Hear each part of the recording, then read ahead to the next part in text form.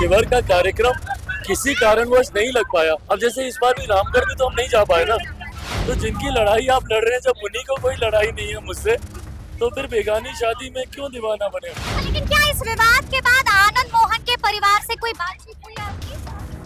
कोई कॉल आया? आप बेलागंज के लिए आप शिकायत नहीं कर रहे, आप दूसरी पार्टी के लिए शिकायत कर रहे हैं, जिस पार्टी के राष्ट्रीय अध्यक्ष खुद हमारे बगल में बैठे हैं। तो इसका मतलब आप कहीं ना कहीं एनडीए में दरार पैदा करना है। ऐसे अप्रासंगिक लोगों के बारे में बात करके कोई प्रतिक्रिया देना बेफिक्र समय की बर्बादी हो पड़े। चाहते हैं माफी मांगे? गठबंधन के बड़े नेताओं ने दे दिया है। जी नमस्कार, हमारा नाम है समरीन और आपने देखना शुरू कर दिया है लाइव सिटीज।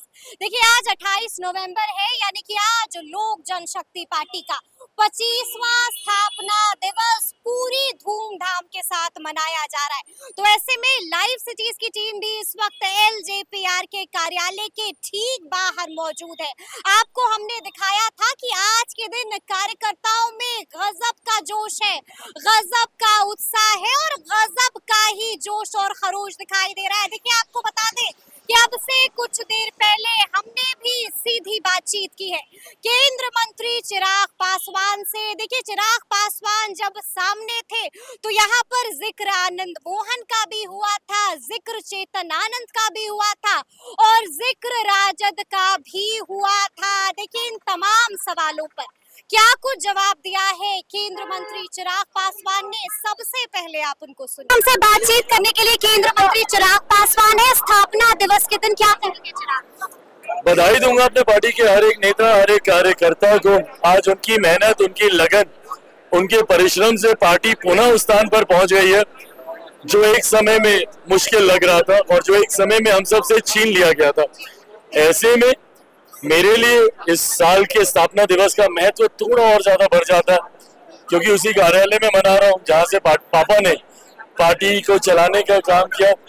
आज पुनः पार्टी के हमारे पास सांसद उतनी ही मजबूती के साथ है।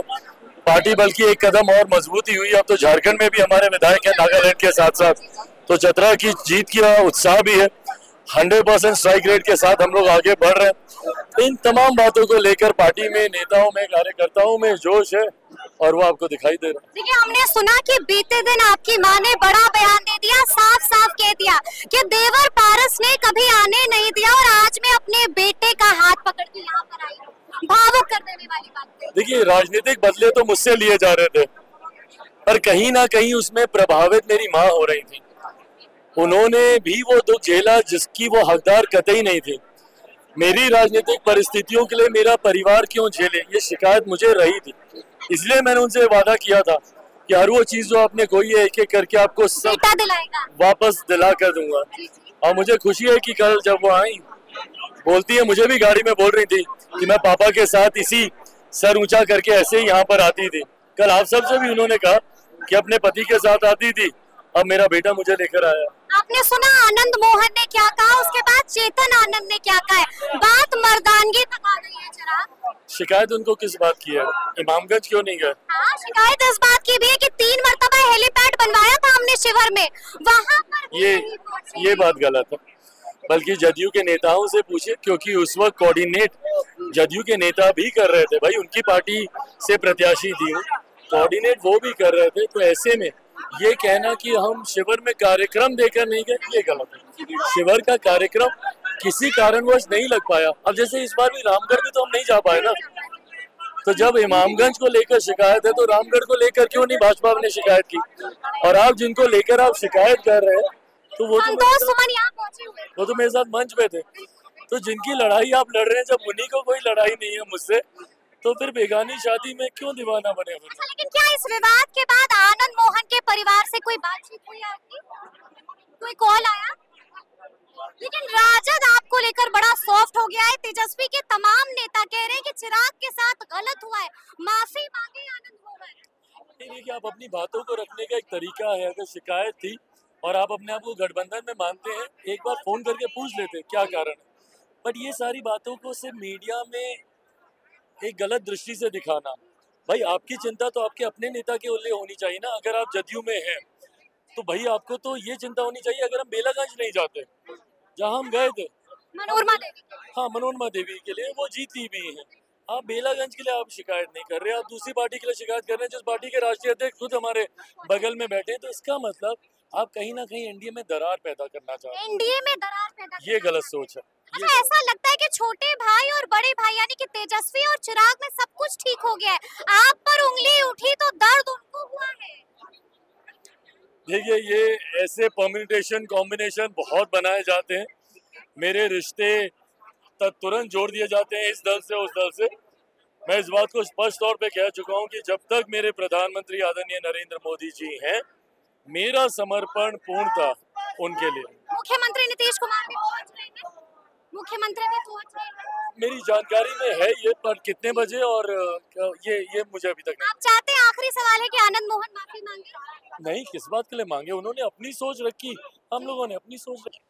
तो सुना आपने कि कैसे गरज रहे हैं, कैसे बरस रहे हैं केंद्र मंत्री चिराग पासवान। देखिए, हमने सिर्फ चिराग पासवान से ही नहीं बल्कि सांसद अरुण भारती से भी बातचीत की है, जानने की कोशिश की है कि आखिर अब एलजेपीआर चाहता क्या है, क्योंकि आपको मालूम है कि राजद ने साफ साफ कह दिया है कि आनंद मोहन चिराग पासवान से माफी मांगे।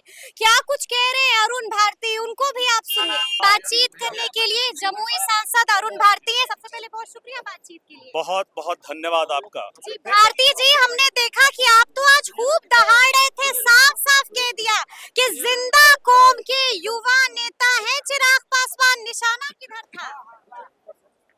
चिराग पासवान जी बिहार की जिंदा कौम के युवा नेता हैं और आज स्थापना दिवस पे जिस तरह से उन्होंने पार्टी के कार्यकर्ताओं को, पार्टी के नेताओं को, चाहे वो बिहार प्रदेश के हों, देश के हों, उन्होंने शुभकामनाएं दी और आगे के लिए जो उन्होंने आने वाले दिल्ली के चुनाव हो या बिहार का चुनाव हो, जिस तरह से उन्होंने मार्गदर्शन किया, इन्हीं सब चीज़ों को लेकर के हम लोगों को इस कार्यालय से सुचारू रूप से संचालन करना है और चुनाव के आगाज जो अभी 2025 में होंगे उसकी सारी तैयारी हम लोग इसी कार्यालय से करेंगे। अच्छा, हम लगातार देख रहे हैं कि आनंद मोहन वर्सेस चिराग पासवान हो गया है और अब बात जिंदा कौम पर भी आ गई है और अब बात मर्दानगी पर भी आ गई है। देखिए, उनके द्वारा कहे गए, पूछे गए जो भी सवाल हैं उसका जवाब कोई भी स्वतंत्र व्यक्ति, कोई भी स्वतंत्र जनप्रतिनिधि जो न 3 में है न 13 में है, कहूं से है नहीं। ऐसे किसी भी जनप्रतिनिधि स्वतंत्र व्यक्ति के द्वारा किए गए सवालों का जवाब हमारे गठबंधन के वरिष्ठ नेतागण, चाहे वो नीरज कुमार जी एमएलसी हो, चाहे भगवान सिंह कुशवाहा जी हो और अभी नवनिर्वाचित विधायिका दीपा मांझी जी हो, उन्होंने दे दिया है। ऐसे अप्रासंगिक लोगों के बारे में बात करके कोई प्रतिक्रिया देना बेफिक्र समय की बर्बादी होगी। लेकिन आपको मालूम है ना कि चिराग पासवान के लिए, एलजेपीआर के लिए राजद बहुत सॉफ्ट हो गई है, समर्थन कर दिया है चिराग का।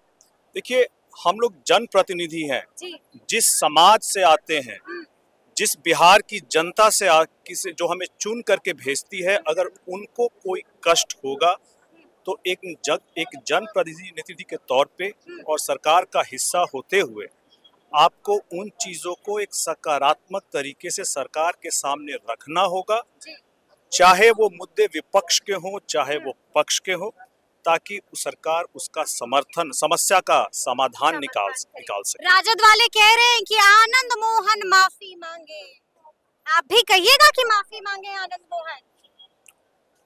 हम लोग यहाँ पे कोई भी, मैंने जैसे आपको बताया कि कोई भी स्वतंत्र व्यक्ति के सवालों का जो अप्रासंगिक हो उसका कोई जवाब नहीं देंगे। इसका जवाब हमारे गठबंधन के बड़े नेताओं चाहते हैं माफी मांगे, गठबंधन के बड़े नेताओं ने दे दिया है। सुना आपने क्या कुछ कहा है चिराग पासवान ने, क्या कुछ कहा है अरुण भारती ने, बड़ी बात कह दी है, बता दिया है कि आगे आगे क्या कुछ होने जा रहा है मुख्यमंत्री नीतीश कुमार को भी लेकर, बड़ी बात कह दी है। तो अब देखना होगा कि आगे आगे क्या कुछ होगा, देखना ये भी होगा कि आखिर जो विवाद छिड़ा हुआ है वो विवाद शांत कैसे होता है।